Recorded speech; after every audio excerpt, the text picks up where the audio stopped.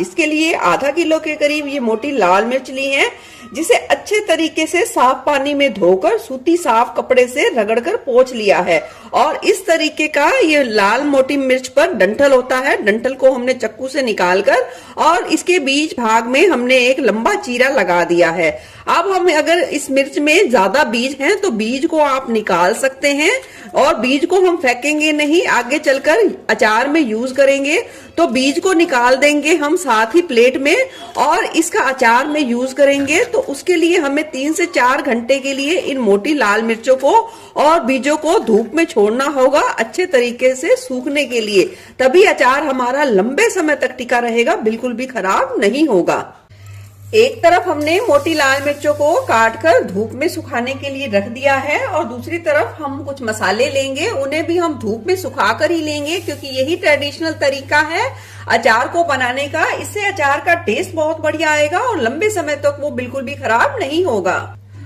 अगर आपके पास धूप की व्यवस्था ना हो तो आप लो फ्लेम पे 2 से 3 मिनट के लिए इन मसालों को रोस्ट कर सकते हैं, उससे भी आप अचार बना सकते हैं। पर सबसे बेस्ट तरीका ये है कि जितनी देर के लिए आप अचार की सामग्री को यानी कि मिर्चों को सुखाएं, उतनी देर के लिए आप इन मसालों को भी धूप में रखें। अचार के मसाले के लिए यहाँ मैंने 2 चम्मच के करीब लिया है खड़ा धनिया, 3 चम्मच ली है छोटे वाली राई, 1 से 1.5 चम्मच लिया है यह काली मिर्च, और 1 चम्मच के करीब लिया है मेथी दाना।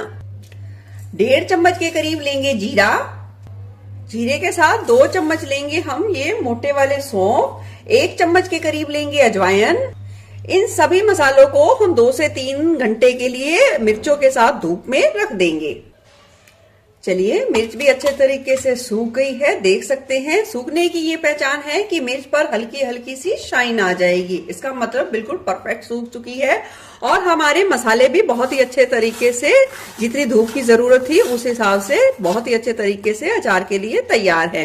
अब हम इसे डाल देंगे मिक्सी जार में इन मसालों को, और दरदरा सा पीस लेंगे। अचार का मसाला पीस लिया है, डाल देंगे एक प्लेट में। डालेंगे 1 छोटी चम्मच के करीब अब इन मसालों में काला नमक, डालेंगे 1 छोटा चम्मच के करीब दूसरा नॉर्मल नमक, या नमक की मात्रा आप अपने स्वाद के हिसाब से भी कर सकते हैं, पर अचार में थोड़ा सा ज्यादा नमक डाला जाता है, तभी सारे टेस्ट और फ्लेवर बैलेंस में आते हैं और अचार लंबे समय तक टिका रहता है। डालेंगे 1 चम्मच हल्दी, 1.5 चम्मच के करीब डालेंगे अमचूर पाउडर, 1 चम्मच के हिसाब से डालेंगे हम ये लाल मिर्च पाउडर। आप चाहें तो कश्मीरी लाल मिर्च पाउडर का इस्तेमाल कर सकते हैं, पर मैं कश्मीरी लाल मिर्च पाउडर का इस्तेमाल नहीं करूंगी, क्योंकि ये मोटी लाल मिर्चें थोड़ी कम ही तीखी होती है, तो इसमें थोड़ा सा तीखापन बहुत ही ज्यादा अच्छा टेस्ट लेके आता है। तो यहाँ मैंने नॉर्मल 1 चम्मच के करीब लाल मिर्च पाउडर का इस्तेमाल किया है।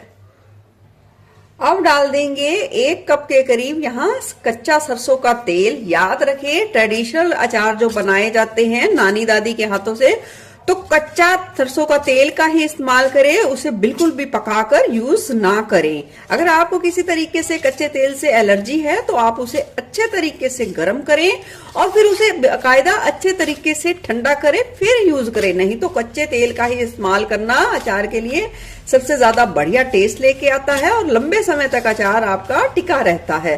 तो हम इसे मिला देंगे।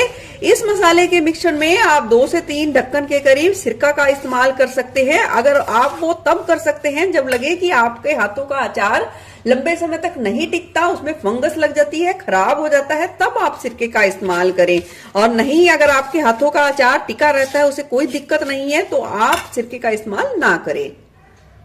मसालों को मिलाने के बाद जो हमने बीज अलग से निकाले थे और जिन्हें मिर्चों के साथ सुखाया था, उसे भी अच्छे तरीके से मिला देंगे।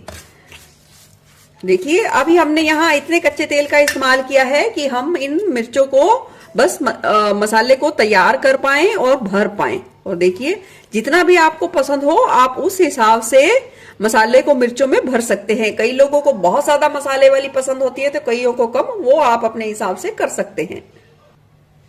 सारे मसाले में ये मिर्चों को भर लिया है अच्छे तरीके से। अब हम देखेंगे, सीखेंगे कि किस तरीके से इस अचार को स्टोर करना है। तो यहाँ मैंने एक साफ सूखे इस बर्तन में सरसों का कच्चा तेल ले लिया है, थोड़ा सा और डाल देती हूँ। और क्या करना है, एक एक मिर्च को उठाना है और इस तरीके से डिप करनी है अच्छे तरीके से घुमाते हुए। और फिर आपको जिस भी बर्तन में रखना है इस तरीके से रखते जाइए। एक एक मिर्च को लीजिए। अब इस बात का ध्यान रखें कि आपके हाथ और जिस भी बर्तन में आप अचार को स्टोर करें वो बिल्कुल साफ होना चाहिए, बिल्कुल सूखा होना चाहिए, इस बात का ध्यान रखें। और इस तरीके से सारी मिर्चों को इस तेल में लपेटकर अच्छे तरीके से रख देना है।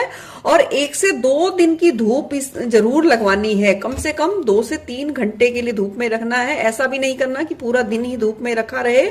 और साफ सूखी चम्मच से इसे 1 से 2 बार जरूर चलाना है, इस बात का भी ध्यान रखें।